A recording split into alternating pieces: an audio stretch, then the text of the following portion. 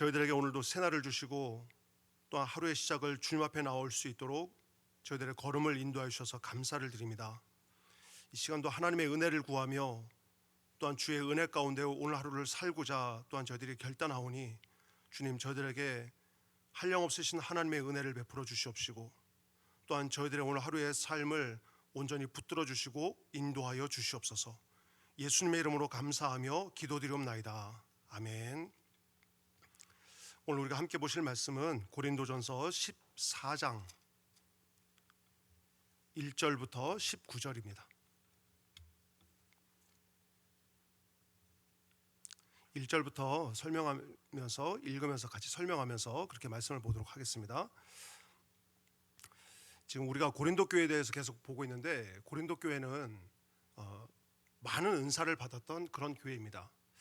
그런데 이 자신들이 받았던 그 은사가 하나님의 선물이고 그리고 또한 교회 공동체를 세우기 위해서 하나님이 주셨다는 생각을 하기보다는 어느 순간 이 자기들이 받았던 은사들이 자기의 자랑으로 바뀌어 있었어요.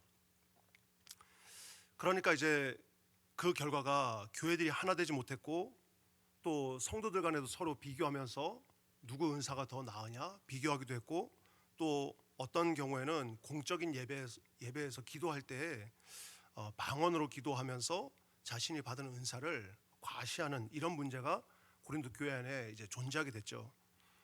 우리가 앞에서 12장에서 봤지만 모든 은사는 성령으로부터 성령께서 우리 각 사람에게 주시는 거고 또한 그 은사를 주신 목적은 교회 공동체의 덕을 세우고 그리고 공동체의 유익을 위한 도구가 되어야 되는데 13장 말씀에서 사랑에 대해서 말씀하시면서 이 은사를 우리가 활용할 때 또 은사를 통하여서 교회 공동체를 세우려고 할 때 모든 것에 사랑이 밑바탕이 되지 않는다고 한다면 아무리 많은 또 아무리 능한 방언을 한다 할지라도 울리는 꽹과리 소리처럼 아무런 의미가 없는 이런 은사가 돼버린다라고 13장에서 우리에게 설명을 해주고 있죠. 그러면서 이제 오늘 이 14장에서는 특별히 이제 이 방언과 예언을 비교하면서 그 모든 은사의 가장 근본적인 정신은 사랑을 바탕으로 해야 되고 그리고 공동체의 유익 그리고 덕을 세우는 일 이런 일에 바르게 사용되어야 된다라고 하는 것을 이제 14장에서 한 번 더 구체적으로 우리에게 설명을 해주고 있습니다. 그래서 1절 말씀을 보시면 1절 한 절 우리가 함께 읽겠습니다. 시작. 사랑을 추구하며 신령한 것들을 사모하되 특별히 예언을 하려고 하라. 아멘. 우리 믿음 생활하는 우리 성도들은 모두가 다 여러분 신령한 것들을 추구하는 그리고 또한 신령한 것들을 사모하고 신령한 그런 은혜를 받은 이런 성도들입니다. 그런데 지금 1절 말씀 보면 이제 사도 바울이 13장의 사랑에 대한 내용들을 충분히 설명하고 그리고 믿음, 소망, 사랑 이 세 가지는 항상 있을 것인데 그 중에 제일은 사랑이다라고 13장을 마무리하면서 14장에서 그러므로 가장 먼저 무엇을 추구하라고 해요? 사랑을 추구해라. 사랑을 추구하고 신령한 것들을 사모하되 특별히 예언을 하려고 하라 이렇게 말하고 있습니다. 그래서 사랑이 없다고 한다면 앞에 13장에서 말했듯이 사랑이 없다고 한다면 우리에게 주어져 있는 이 은사는 아무것도 아니다. 그리고 우리가 신령한 그런 은혜들을 사모해야 되지만 신령한 은혜를 사모하기보다 더 우선되어야 되는 것은 사랑, 이 사랑을 추구해라. 그러면서 이어서 사랑을 추구하면서 신령한 것들을 사모하되 특별히 무엇을 하려고 하라고요? 예언을 하려고 하라 이렇게 말씀하고 있죠. 우리가 고린도서 12장에서 봤듯이 이 성경에서 특별히 고린도서에서 말하는 이 예언은 미리 예자를 써서 우리가 예언기도 받는다. 앞으로 될 일에 대해서 이런 미리 예자가 아니라 맡을 예자, 예금했다 이런 의미처럼 맡을 예자를 써서 예언하는 사람이 되라. 말씀을 맡은 사람이 되라. 다시 말하면 말씀의 사람이 되어라 이런 의미거든요. 그래서 신령한 그 은사들 가운데 특별히 하나님의 말씀을 내가 정말 사모하고 말씀의 사람이 되려고 해라. 그러면서 2절 말씀에 그 이유가 왜 그런가 하면 2절 말씀에 방언을 말하는 자는 사람에게 하지 아니하고 누구에게요? 하나님께 하나니 이는 알아듣는 자가 없고 영으로 비밀을 말함이라. 이제 이 헬라어 원문에는 2절 앞에 호가르라고 하는 왜냐하면 이 빠졌습니다. 그래서 1절 말씀과 이어서 보면 특별히 예언을 하려고 하라. 2절 왜냐하면 방언을 말하는 자는 사람에게 하지 않고 하나님께 한다. 하나님께 하기 때문에 알아듣는 자가 없고 영으로 비밀을 말한다. 그러면서 3절 말씀도 이어보겠습니다.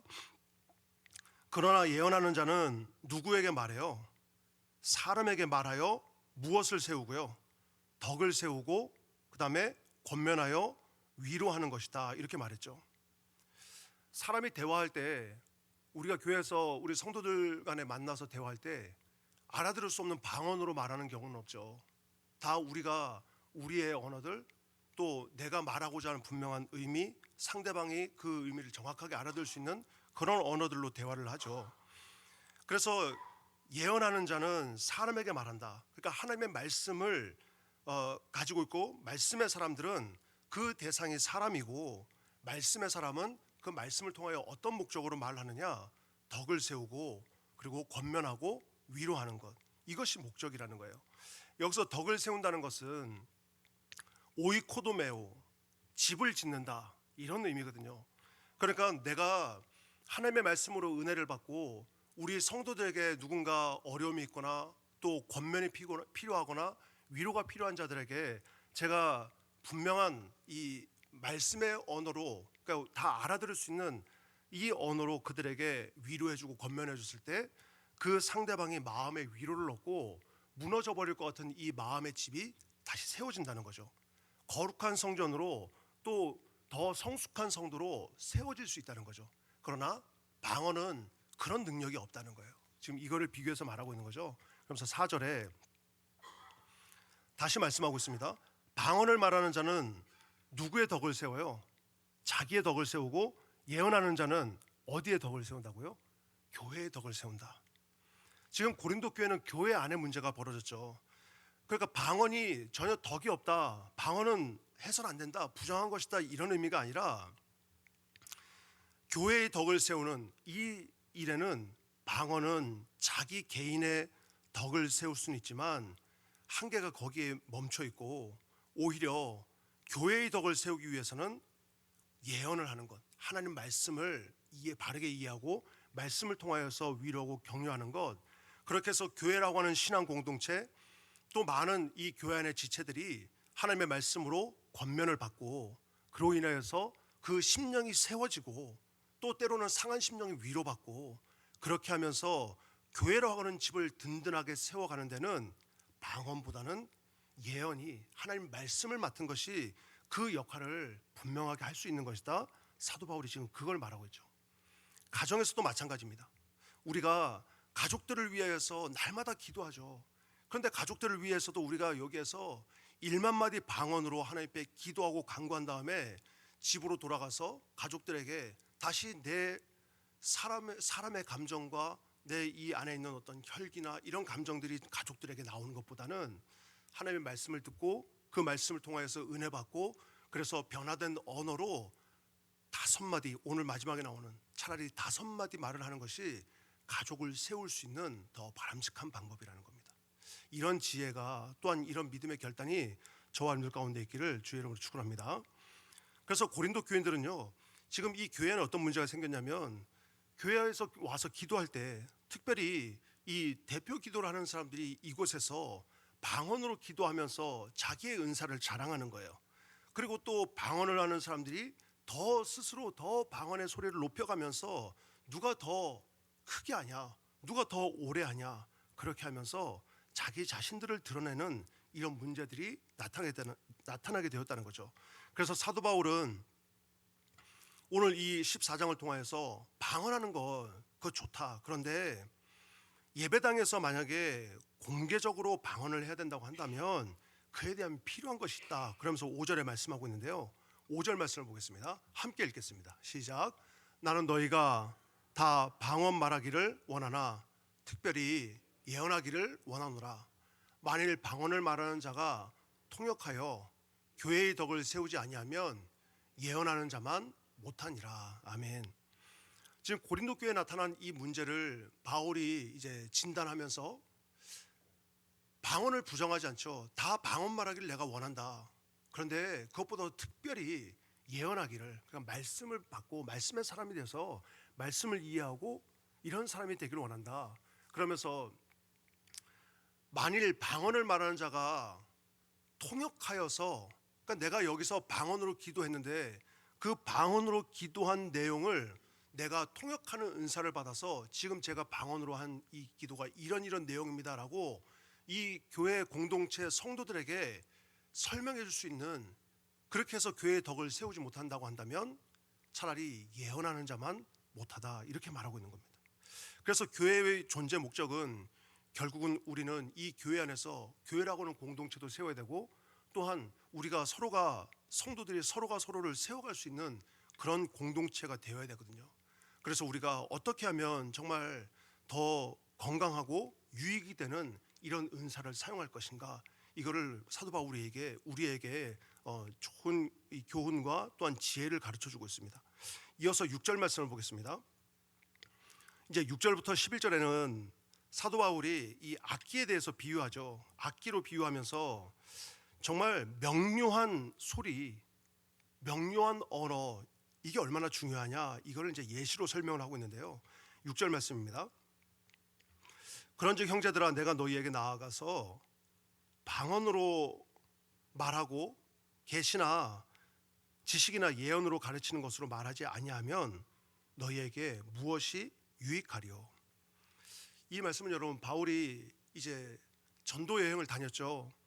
그러면서 고린도 지역에 머물렀을 때 만약에 바울이 고린도 지역에 있는 성도들이 도무지 알아들을 수 없는 그런 언어로 그곳에 가서 가르치고 그곳에 가서 복음을 전하고 그렇게 노력했다고 한다면, 과연 고린도에 있는 이 성도들 가운데 바울이 전했던 그 말을 바르게 알아듣고 그 안에 담겨 있는 예수 그리스도라고 하는 이 복음의 핵심과 하나님의 사랑을 알아듣고, 그리고 우리가 그 주님을 믿겠다고 결단하는 사람이 과연 있을 수 있었겠느냐? 내가 여러분들이 알아듣지 못하는 말로 말했다면 복음을 받아들일 수 있었겠느냐? 무엇이 너희에게 유익하겠냐? 이걸 말하고 있죠. 그러면서 7절, 혹 필이나 검은고와 같이 생명 없는 것이 소리를 낼 때에 그 음의 분별을 나타내지 아니하면 필이 부는 것인지 검은고 타는 것인지 어찌 알게 되리요. 필이나 검은고 이런 악기들도 그 악기들이 각각 자기들이 필요한 소리가 있고, 그 악기에도 그냥 한 소리만 나는 것이 아니라 각 음낮이의 높낮이가 다 다른 각각의 소리를 낼 수 있는 정확한 소리가 있다는 거죠. 8절입니다. 만일 나팔을 예를 들면서 만일 나팔이 분명하지 못한 소리를 내면 누가 전투를 준비하리요. 이때 당시에 이 나팔은 음악을 위한 게 아니라 전쟁을 준비하면서 전쟁에 대한 예비 신호라든지 또한 전진 신호라든지 또는 그 전쟁에서 퇴각하는 신호라든지 분명한 신호를 내는 그 소리였다는 거죠. 그래서 나팔이 분명한 사인을, 분명한 음을 내주지 못하면 그 전쟁은 곧 실패와 죽음의 결말을 가지고 오게 된다는 거예요. 마찬가지라는 거죠. 교회 안에서의 소리도 아주 명료하게 분명하게 그런 소리들이 무엇을 말하는지, 그리고 하나님 앞에 무엇을 구하는지, 그리고 하나님 앞에 우리가 무엇을 높이고자 하는지 명확하게 이해할 수 있고, 또한 그 이해한 것에 대해서 우리가 또한 아멘으로 동의할 수 있고 그에 따라서 성숙할 수 있다는 겁니다. 그래서 9절 말씀입니다. 이와 같이 나도 너희에게 혀로서 알아듣기 쉬운 말을 하지 아니하면 그 말하는 것을 어찌 알리요. 이는 허공에다 말하는 것이라. 여기서 허공에다 말한다는 것, 쓸데없는 짓이다, 이런 의미거든요. 그러니까 악기들을 예를 들었고, 또 바울 사도가 자기가 전하는 것이 무엇을 전하는 건지 모르는 말을 한다면, 또 알아듣지 못한 말로 한다면 그거는 시간 낭비고 쓸데없는 짓이지 않느냐 하면서 10절 말씀, 이같이 세상의 소리의 종류가 많으나 뜻없는 소리는 없나니. 11절입니다. 그러므로 내가 그 소리의 뜻을 알지 못하면 내가 말하는 자에게 외국인이 되고 말하는 자도 내게 외국인이 되리니. 10절 말씀 끝에 보면 이같이 세상에 소리의 종류가 많으나 뜻없는 소리가 없다. 이 부분을 이제 예를 들어서 설명할 때 제일 많이 예를 드는 그 대표적인 예가, 아기를 키우신 분들은 아시겠지만 아기들의 울음소리를 예를 들고 있거든요. 아기들이 말을 하지 못할 때 이제 울죠. 그럼 엄마들은 그 울음소리만 들어도 알죠. 얘가 자다가 깨서, 내가 자다가 깼다는 걸 알리기 위해서 우는지, 배가 고파서 우는지, 또는 놀다가 어디에 부딪혀서 우는지, 또는 정말 아파서 고열로 인하여서 정말 괴로워서 우는지, 그 안에 소리가 다 있다는 거죠. 이처럼 우리가 사용하는 언어도 마찬가지다. 그러나 방언으로 말하는 그 소리는 다른 성도들이 알아들을 수 없다. 이게 방언의 한계라는 거죠. 이거를 지금 말하려고 하는 거고요. 11절 말씀에 알아듣지 못하면 결국 외국인이 된다. 내가 말하는 바를 상대방이 알아듣지 못하고 상대방의 언어를 내가 알아듣지 못하면 우리가 서로 언어를 통하여서 그 의미 전달이 되지 않을 때 우리는 서로에게 외국인이 된다. 그러니까 결국 같은 공간 안에서 우리가 예배드리고 같은 공간 안에서 찬양하고 같은 공간 안에서 우리가 기도하지만, 만약에 우리가 이곳에서 어느 누군가가 대표로 기도할 때 서로가 알아듣지 못하는 그런 언어를 가지고 기도한다고 한다면 서로가 외국인처럼 무슨 말인지도 알아듣지 못하고 그것은 그냥 자기의 은사를 자랑하는 것 그뿐이고 함께하는 누군가에게도 유익이 되지 않는다. 이거를 사도 바울이 아주 강하게 그리고 아주 쉬운 예를 통하여서 이제 11절까지 쭉 설명을 했습니다. 그러면서 12절 말씀, 12절은 함께 읽겠습니다. 시작. 그러므로 너희도 영적인 것을 사모하는 자인즉 교회의 덕을 세우기 위하여 그것이 풍성하기를 구하라. 아멘. 우리가 다 영적인 것을 사모하는데 교회의 덕을 세우기 위해서는 우리는 그 누구보다도 영적인 사람들이 되어야 된다는 거예요. 그리고 하나님께서 그렇게 은혜를 베풀어 주시겠다는 거죠. 그래서 그러므로 너희도 영적인 것을 사모하는 자인즉 교회의 덕을 세우기 위하여 그것이 풍성하기를. 이 그것이라고 하는 것은 바로 앞에 말한 영적인 것, 이걸 말하는 거거든요. 영적인 것을 사모해라. 영적인 것을 풍성하길 구해라. 그러므로 방언을 말하는 자는 5절에 이어서 다시 한번 말하죠. 어떤 것을 더 구하라고 그래요? 통역하기를 기도할지니. 13절 말씀이죠. 13절 이어보겠습니다. 13절. 그러므로 방언을 말하는 자는 무엇하기를요? 통역하기를 기도할지니. 5절에 와서 다시 말씀하시는 게, 교회의 덕을 세우기 위해서, 정말 교회의 덕을 위해서 방언을 한다고 한다면 이 방언이 회중들에게 이해될 수 있도록 그에 대해서 통역할 수 있는 그 통변의 은사, 이걸 통하여서 내가 무엇을 기도하고 무엇을 간구하는지를 정확하게 그들이 알지 못하면 유익이 되지 않는다. 그걸 구체적으로 설명하면서 이어서 14절 말씀에, 내가 만일 방언으로 기도하면 나의 영이 기도하거니와 나의 마음은 열매를 맺지 못하리라, 이렇게 말합니다. 지금 내가 방언으로 기도한다. 그건 사도 바울이 분명히 영적인 행위라는 거예요. 그런데 그 방언으로 기도를 오랫동안 해도 내 마음이 열매를 맺지 못한다. 여기서 이 영은 푸뉴마, 마음은 누스라고 하는 단어를 썼는데요. 특별히 이 마음이라고 하는 단어에는 이성이라는 의미가 담겨 있습니다. 이 말씀은 내가 아무리 방언으로 기도를 해도 내가 무엇을 기도하는지, 그리고 그 기도를 통하여 내가 무엇을 결단하고 있는지, 이것을 우리가 이성적으로 인지하지 못하기 때문에 내 인격적인 성숙이나 내 인격적인 변화, 이런 것들에 유익이 있을 수 있겠는가? 기도하면서 내 스스로는 유익이 되고 나에겐 덕이 되지만 그 방언이 이 교회 안에서 다른 누군가에게 정말 큰 소리로 방해가 된다고 한다면 정말 이게 덕이 되고 유익이 될 수 있겠는가? 그러면서 내가 만일 방언으로 기도하면 나의 영이 기도하거니와 내 마음은 열매를 맺지 못하리라. 이어서 15절입니다. 그러면 어떻게 해야 될까? 어떻게 할까? 내가 영으로 기도하고 또 무엇으로 기도해요? 마음으로 기도하며 또 내가 영으로 찬송하고 또 마음으로 찬송하리라. 사도 바울이 그러면 어떻게 해야 될까? 이거에 대한 해답을 말할 때 내가 기도할 때 내가 영으로만 기도하는 게 아니라 나의 이성도 내 생각도 내 마음도 지금 내가 무엇을 기도하고 있는지 분명히 인지하고 그리고 그 기도의 내용을 분명히 알고 기도해야 된다. 영적인 기도는 나의 이성으로 내가 지금 무엇을 위해서 기도하고 있는지 그리고 내가 하나님께 이것을 왜 기도해서 구하고 있는지 그리고 이 기도를 한 이후에 그러면 내 삶은 어떻게 결단하고 살아가야 되는지 이거에 대한 분명한 인식을 가지고 기도한다는 거죠. 그래서 오늘도 우리가 말씀을 마치고 함께 기도 제목을 나눌 때 돋보이려는 마음을 내려놓고 공동체에 유익하도록 말하게 해 주십시오. 이게 오늘 기도 제목이거든요. 그러면 오늘 본문 말씀을 우리가 바르게 이해하고 그리고 오늘 기도 제목을 우리가 정확히 이해하고 하나님 앞에 간구하는 거죠. 그리고 하나님, 제가 오늘 이렇게 살아갈 수 있도록 제가 우리 가정에서나 우리 교회에서 정말 공동체에 유익이 될 수 있는 그런 언어를 제가 사용하겠습니다.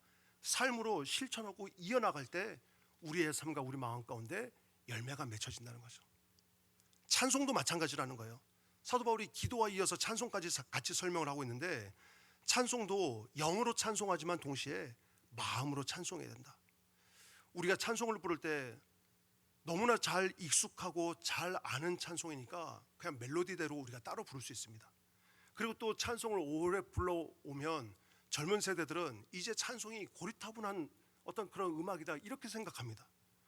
그런데 우리에게 말씀해 줄 때 찬송은 우리가 단순히 이 멜로디를 따라 부르는 찬송이 아니라 우리의 이성으로 찬송에 있는 가사를 정확하게 이해하고 그 찬송의 가사에 내 믿음의 고백을 담아서 이 찬송을 하나님 앞에 올려드린다는 거죠. 오늘 불렀던 찬송 1절 가사를 제가 예를 들면 하나님이 말씀하시기를 너의 마음을 나에게 바쳐라. 너 어디 있든지 날 섬기며 기쁘게 날 항상 의지해라. 이게 하나님께서 우리에게 요구하시는 바라는 거예요. 우리가 하나님, 제가 이 찬송의 가사대로 오늘 살아보겠습니다. 바치어라 내 마음을 주께서 나에게 이르시되 캄캄한 죄에서 불러내신 주께서 늘 인도하시리라. 우리는 이 믿음의 고백을 가지고 찬송한다는 거예요. 그래서 찬송의 가사를 우리가 바르게 이해하고 우리의 이성으로 이 고백이 저의 고백입니다 라고 우리의 마음을 다해서 찬송해야 된다는 거죠. 또한 영으로 찬송하고 마음으로 찬송한다는 것은 그 찬송의 가사가 나의 고백이기 때문에 그 고백대로 우리가 삶 속에서 살아가려고 하는 그런 실천이 동반되어야 된다는 거예요. 그러다 보니까 여러분 우리가 때로는 찬송 부를 때 정말 우리에게 은혜가 되는 찬송이 있다고 그러죠. 또 반대로 이 찬송을 부르기가 부담되는 거예요. 대표적으로 보겠어요. 위로와 은혜와 지금까지 지내온 것 주의 크신 은혜라. 이런 찬송은 우리가 정말 우리에게 은혜가 되는 것 같지만 부름받아 나선 이 몸 어디든지 가오리다. 또는 보혈 찬송이나 회개 찬송은 우리가 부를 때 죄와 회개 이런 단어들이 언급되니까 우리에게 즐겨 부르지 않거나 거부감이 생길 수 있는 거예요. 그런데 그 찬송의 가사에 우리의 마음을 담고 우리의 생각으로 이 고백이 나의 고백입니다 하고 하나님 앞에 온전히 드리려고 할 때 어떤 찬송이든지 간에 우리의 마음과 우리의 생각으로 하나님 앞에 온전히 올려드리는 이런 찬양이 된다는 거죠. 그래서 우리가 부르는 찬송가 또는 복음성가, CCM 우리가 그런 찬양을 부를 때도 그 가사의 내용을 정확하게 이해하고 또 그 가사의 내용을 우리의 마음을 담아서 하나님 앞에 고백하고 그리고 우리가 불렀던 그대로 우리가 살아가고자 실천하고 노력하는 결단 이게 찬양 가운데 같이 동반되는 것이 우리의 영으로 찬양하고 마음으로 찬송한다는 그 의미라는 겁니다. 이어서 16절 말씀입니다. 그렇지 아니하면 내가 영으로 축복할 때에 알지 못하는 처지에 있는 자가 내가 무슨 말을 하는지 알지 못하고 내 감사에 어찌 아멘하리요. 여기서 내가 영어로 축복할 때에 이 말은 지금 방언으로 기도한다 이런 의미거든요. 그렇게 기도할 때 공적인 예배를 드리는데 지금 제일 앞에 나와서 방언으로 막 기도하고 그러면 그 기도를 마쳤을 때 그 기도의 내용을 알지 못하는데 우리가 어떻게 그 기도에 아멘할 수 있겠느냐. 아멘이라고 하는 것, 내 하나님, 저 기도자가 기도한 그 내용이 곧 저의 마음임을 저도 동의합니다. 하나님, 저 마음대로, 저 기도대로 저도 같은 마음을 담아서 하나님께 기도드립니다. 이 아멘이라는 거죠. 동의합니다. 그런데 내가 알아들을 수 없는 이 언어로, 방언으로 기도하면 내가 그 기도자의 내용에 어떻게 아멘할 수 있겠느냐. 16절, 17절입니다. 너는 감사를 잘하였으나 그러나 다른 사람은 덕세움을 받지 못하리라. 기도한 사람은 그 기도로 인하여서 내가 하나님께 기도를 올려드렸다고 생각할 수 있고 그 기도로 인하여서 내가 은혜 받았다고 생각할 수 있을지 모르겠지만 함께 드리는 예배, 함께 예배 안에 있는 이 우리 지체들, 이런 사람들이 그 내용을 온전히 이해하지 못하면 아멘으로 받아들일 수 없다. 그래서 특별히 예배 때 우리가 대표 기도를 한다고 한다면 이 기도는 그만큼 중요하다는 거예요. 정말 우리가 이성적으로 잘 준비해야 되고 절제된 언어를 사용해야 되고 절제된 감정으로 그리고 절제된 생각과 가치관으로 우리가 정말 이 모든 공동체를 대표해서 마음이 하나 되도록 기도를 이끄는 지혜가 이 기도자들에게 필요하다는 거죠. 이어서 이제 결론과 같이 18절 말씀을 보시면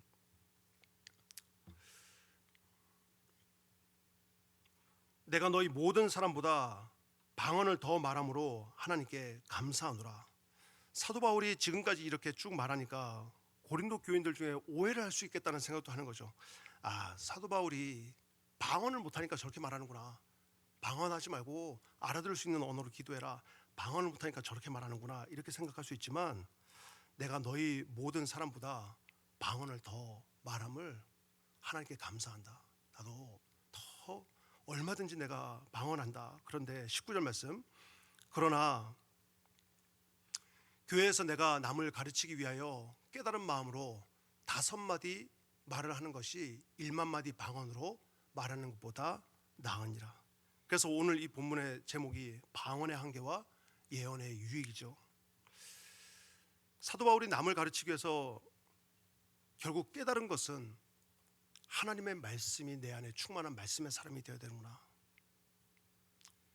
이 말씀의 사람이, 그래서 내가 어느 누군가를 권면하고 그 누군가에게 덕을 끼치고 세우기 위해서 수없이 많은 말보다 내가 하나님께서 나에게 주신 그 은혜의 말 5마디가 오히려 1만 마디 방언보다 더 유익하구나. 바울이 이걸 깨달았다는 거죠. 때로는 우리 성도들이 큰 어려움이나 고통을 당했을 때 때로는 이 5마디 말보다도 그냥 곁에 같이 있어만 주는 것도 위로가 되고 힘이 된다는 것을 우리가 예배 시간을 통하여서 수없이 말씀해 주셨고 또 우리가 말씀을 통해 들었죠. 바울이 마찬가지라는 겁니다. 절제된 언어 5마디가 차라리 1만 마디 방언보다 더 유익이 되고 덕을 세울 수 있다. 이렇게 우리에게 교훈해 주고 있습니다. 이제 오늘 본문을 정리하면서 사도 바울이 여러분 오늘 이 1절부터 19절 통해서 우리에게 주시고자 하는 이 내용을 정리해 보면 모든 은사는 사랑의 이 밑바탕에서 사용되어야 되고 그리고 그 은사의 목적은 공동체의 유익을 추구하는 일에 사용되어야 된다. 나를 과시하려고 하는 것이 아니라 하나님 나에게 주신 그 은사를 내가 이 공동체를 위해서 공동체가 세워지는 일에 사용될 수 있는 이런 은사가 되어야 된다. 교회 안에서 또 목장에서 가정에서도 마찬가지겠죠. 두 번째로는 정말 예배라고 하는 이 그 시간에 적합한 기도와 찬양은 우리가 누구나 다 이해할 수 있는 정확한 표현과 정확한 언어로 하나님 앞에 고백하는 것, 그리고 더 나아가서 내가 예배하는 대상이 누구인지, 내가 찬양하고 이 찬양의 가사 그대로 고백하는 대상이 누구인지를 명확하게 표현하는 것, 이것이 모든 공동체가 그 내용에 아멘으로 같이 마음을 담아서 하나님께 기도에 동참할 수 있는 명확한 표현, 명료한 언어를 사용하는 것, 이것을 당부했고요. 같은 내용이지만 세 번째로는 교회 공동체에서는 모든 사람들이 다 이해하고 위로받을 수 있는 그런 정확한 언어로 표현하는 것이 좋은 기도이고 좋은 설교이다. 내 은사를 자랑하고 싶은 마음을 버리고 정말 사랑의 원리로 내가 다른 누군가를 사랑하는 마음 가지고 소통하고 세울 수 있는 것, 이것이 중요하다는 것을 우리에게 말해줍니다. 그리고 마지막으로 하나님의 말씀을 우리가 바르게 깨닫고 나에게 주신 하나님의 은혜가 있다면, 정말 나보다 어려움 가운데 있는 성도가 있다면 우리가 1만 마디 그런 방언보다 단 5마디의 언어라도 정말 생명의 말씀, 하나님의 말씀을 통한 위로의 언어, 지혜의 언어를 우리 입에 담는 것, 이것이 교회 공동체를 더 건강하게 세워나가는 일에 가장 필요하다는 것을 오늘 본문을 통해 우리에게 말해주고 있습니다. 오늘 우리에게 주신 이 교훈을 기억하면서 오늘 하루를 살아갈 때 우리가 이것대로 한번 실천해 보려고 노력한다면 정말 하나님께서 보실 때 기뻐하실 만하고, 그리고 우리 성도들이나 이웃들이 볼 때도 정말 상식적으로도 이해가 되고 또 위로받을 만한 그런 성도들이 될 줄 믿습니다. 오늘 우리 이 새벽에 신령한 것을 구하되 무엇보다 정말 우리가 하나님께서 주신 이 예언과 같은 말씀의 사람이 될 수 있도록 우리가 하나님께 그 은혜를 구하고 그 받은 은혜대로 우리가 잘 사용하여서 정말 예언의 말씀을 맡은 자의 유익이 얼마나 큰지를 우리의 삶 속에서 하나님의 영광으로 드러낼 수 있는 우리 모든 성도들 될 수 있기를 주님의 이름으로 축원합니다. 기도하겠습니다. 하나님, 저희들이 믿음의 삶을 살아가면서 늘 하나님의 사랑을 우리의 마음속 깊이 채워 주시옵소서. 그래서 우리가 하나님의 사랑으로 우리가 어떤 자리에 서 있든지 교만하지 않게 해 주시옵시고, 늘 우리보다 더 연약한 지체들을 생각하고 그 지체들을 또 거룩한 하나님의 자녀로 세워나가는 일에 저들에게 허락하신 은사를 잘 사용할 수 있도록 지혜도 주시고, 또한 충만한 말씀의 은혜도 저들 가운데 허락하여 주시옵소서. 또한 하나님, 오늘도 우리가 하루를 살아가면서 이 주신 말씀을 따라 실천하고자 노력할 때 성령 하나님 도와주시옵시고, 또한 저희들의 노력과 또한 그 모든 과정 가운데 주님 도와주셔서 하나님, 정말 저희들을 통하여서 어떤 개인이 되었던 우리 공동체가 되었건 정말 건강하게 또한 거룩하게 잘 세워지는 일에 저희들이 쓰임받을 수 있도록 은혜를 베풀어 주시옵소서. 주님 앞에 예물을 드리면서 기도의 제목을 담았습니다. 오늘 주신 말씀처럼 그 살아가고자 기도의 제목을 담았사오니 하나님께서 기억하여 주시고 정말 덕을 세우는 그런 언어와 사람들을 하나님께로 인도하는 그런 언어 잘 사용하여서 믿음의 사람으로 하나님 앞에 쓰임받을 수 있도록 도와주시옵소서. 예수님의 이름으로 간절히 축복하며 기도드리옵나이다. 아멘.